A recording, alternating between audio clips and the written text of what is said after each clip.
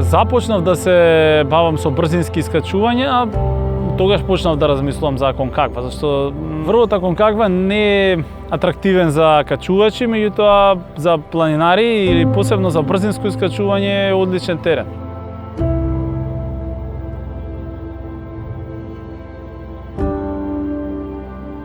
Патот до Аргентина е доста исцрпува, долг лет, промена на клима од зима во лето. Колку време патуваме? 16 часа.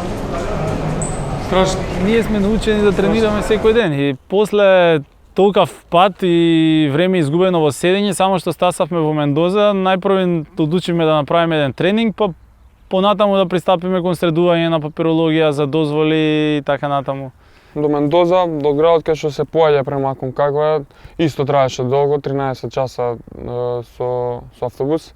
Таму закрепнавме некои 1, 2, 3 дена и оттаму се упативме према планината. Поната се да има купачи, се треба смени купачи. Опрема за Аконкагва, зимска опрема, тоа се подразбира. Храна си носевме самите од Мендоза до базен камп, со тешки ранци движевме.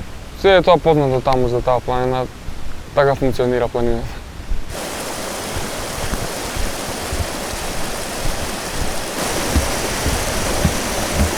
Гледката е еднолична. Генерално планините се исти, слични, падини, брда, голени, карпи, песок, земја, прашина, со километри, можеби стотици да оди човек, дека такви се планините. Со Мики сме на Конфлуенција.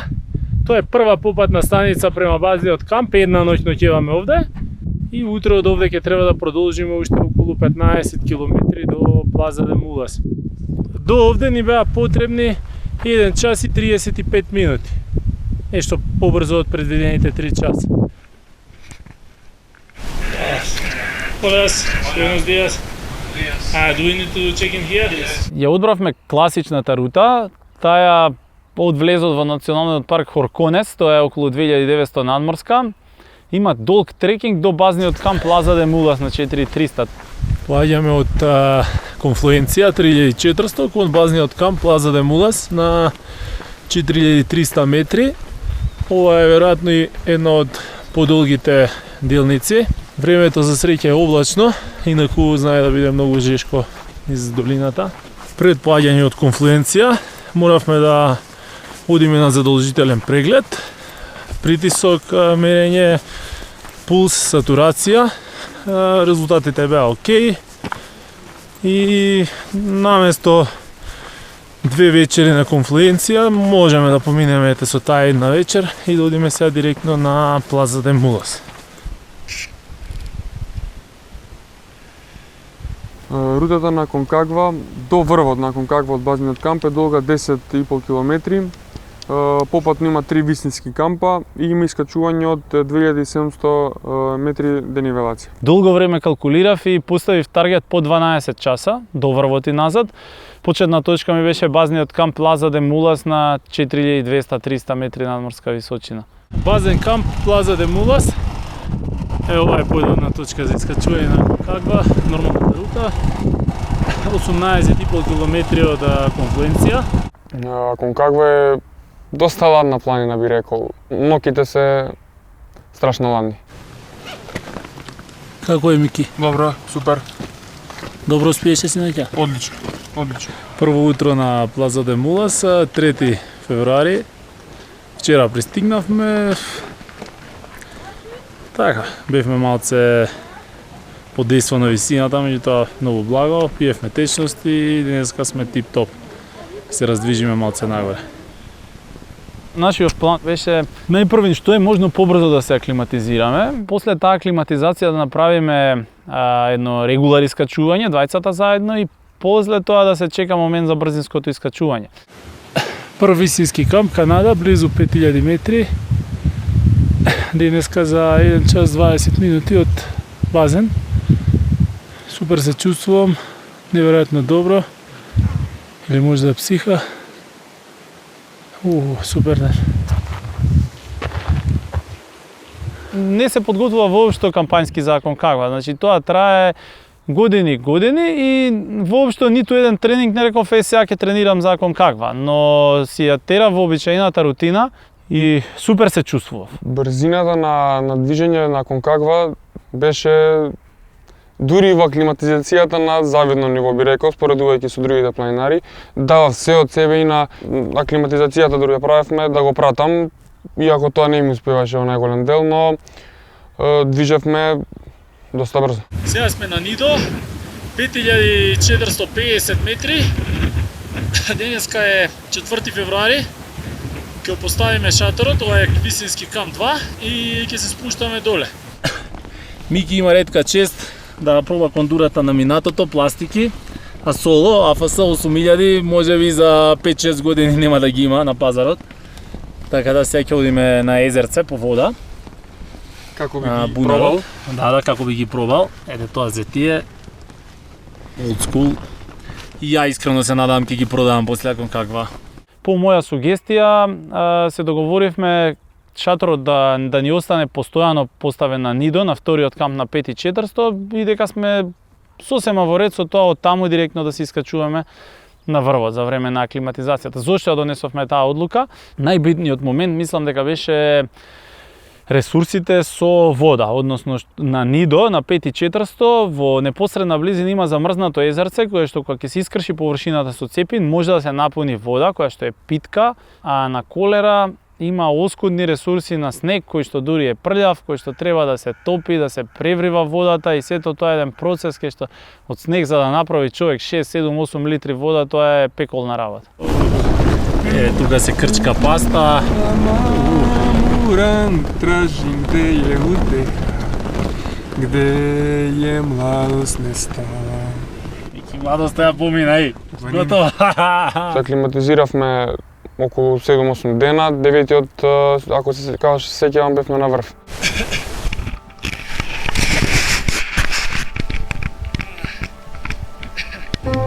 Конкагва 6962 метри,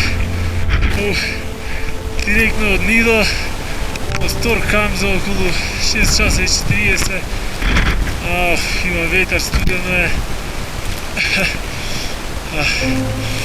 9 февруари 2019. Класичното искачување на Конкагва обично трае 4 дена од базниот камп до врвот.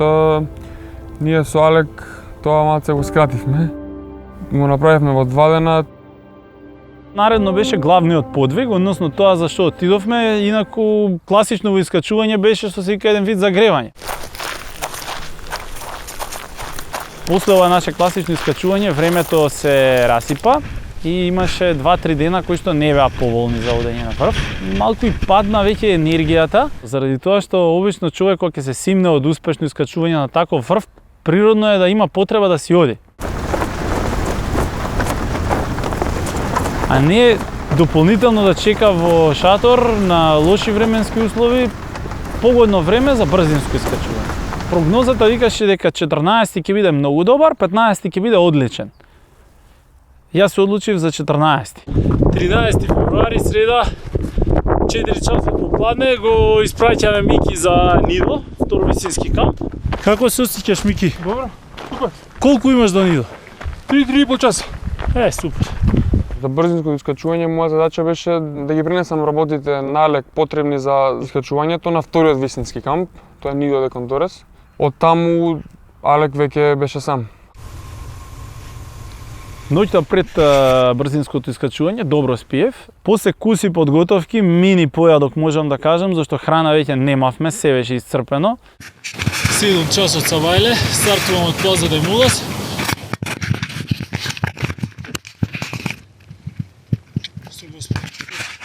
Во 7 саатот требаше да тргнам. Интересно е што тогаш се гледа, меѓутоа сонцето се појавува дури во 9:30. Пред да се појави сонцето е брутално ладно. Канада, провисински камп 4950, доде стигнал за 1 сат 1 минута. Супер според планот, меѓутоа многу станаците.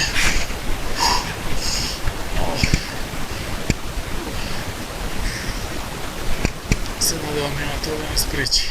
На 15-20 минути застанував и ги вадев ракавиците и рацете ги ставав позади на вратот, на грбот, ги допирав до телото. Тоа ми е метода која што сум ја користел кога сме га чувале карпи на многу ниски температури, кога треба да ги подзагреш рацете, но со нозете немаше што да се направи.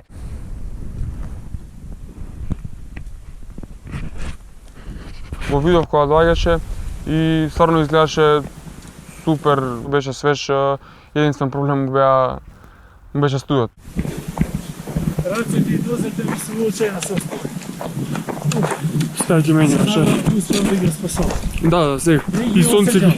И сонце ги излезе. Вели ги штеки. Кој си ги дошав? Рацете некако и некако, нозете не ги чувствував, едва им дали можев само да ги придвижам.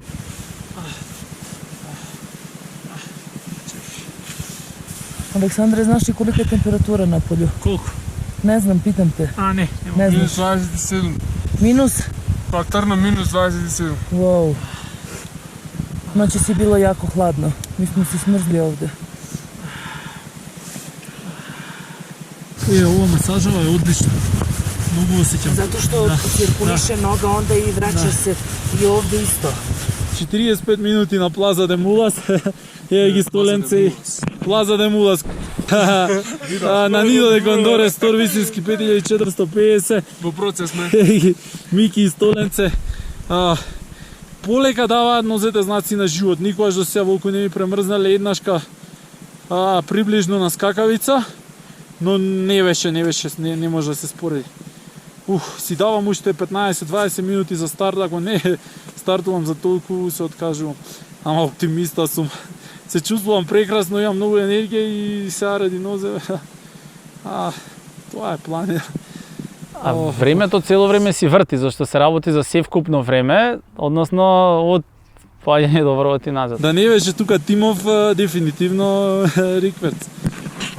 Кога воопшто почувствував нешто на нозете, бев среќен што ќе можам да продолжам. И продолжив понатаму со неизвестност како ќе се однесуваат нозете.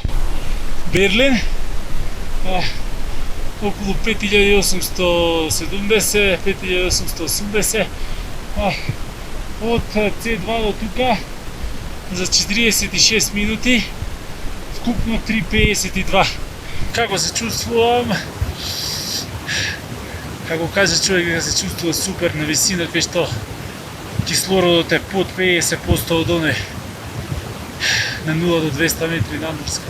Тоа добро се чувствувам на таква висина, значи дека не припаѓаш, едноставно дека се одржува темпото на движење, инаку не постои добро. 6350 од прилика, 5 часа 15 минути со се саат време пауза на Нидо, стапалата се подобро. Од овде до врв, мислам уште околу 3 часа. Ќе стигнеме зави. Се осеќам добро. Што да кажам за ова? Ова е не е обична игра, не. Борба со самиот себе. 5 часа 50 минути. На горниот дел од траверсот сум. Уште малку ќе качувам на кај пештерата, на кај каналета. Сретнав луѓе кои се враќаат од каналета. Не е прошетка во паркот. Почна малку да дува ветер. Ова е борба со самиот себе си. Со неголемиот непријател во самиот себе си. Да мора најдоброто од себе да се извади. Тоа е тоа. 3 чекора воздух. Времето не служи и ќе стегнеме зави. We go to the top, right? Yeah. Под самиот врв сум, 7,5 часа, нема кај да би. Ми беше забавно, во цела таа тешкотија ми беше забавно. Се одеше добро, бев можеби среќен што нозете ги чувствувам супер и дека знам дека сигурно ќе се качам, па не е важно 15-20 минути побрзо, поспоро. Врв Аконкагва. Од Плаза де Мулас, 7 часа, 44 минути. Браво!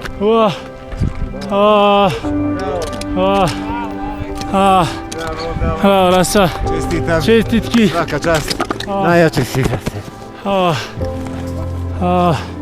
Супер дан.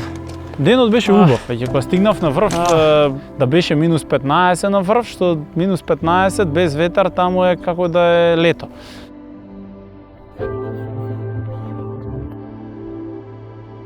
Спустот се одвиваше на вистина брзо. Сега човек ќе каже дека спуштањето е лесно. Не, на тие височини не е лесно. На тие височини може да се сретнат луѓе кои што надолу се движат со истата брзина како е нагоре, зашто едноставно ги совладал уморот, висината. Кога стигнав на Колера, тука веќе беа дојдени планинарите од Македонија, Србија со кои што се дружевме, односно и пријатели наши. Тие ми дадоа одреден кураж, беа среќни што се враќам со задоволително време, нешто ми дадоа за освежување и продолжив надолу. Како сте екипо? Супер! Столенце? Земај. Маријана? На спуштање видов дека можам да одам под 11 и во моментот кога почувствував дека можам под 10, тоа мислам беше на Колера, тука веќе дадов се од себе.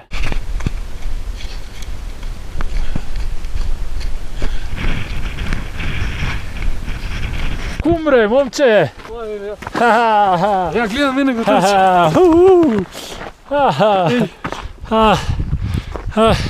9 часа 7 минути на враќање. Со сите перипети.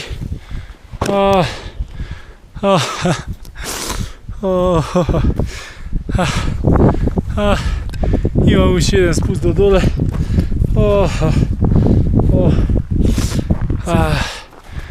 Да попне.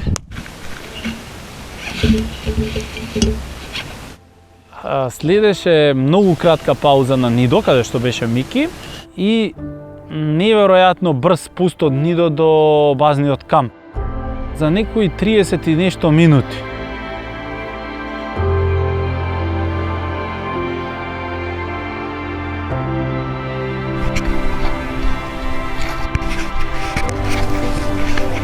Вркаме време под 10 часа.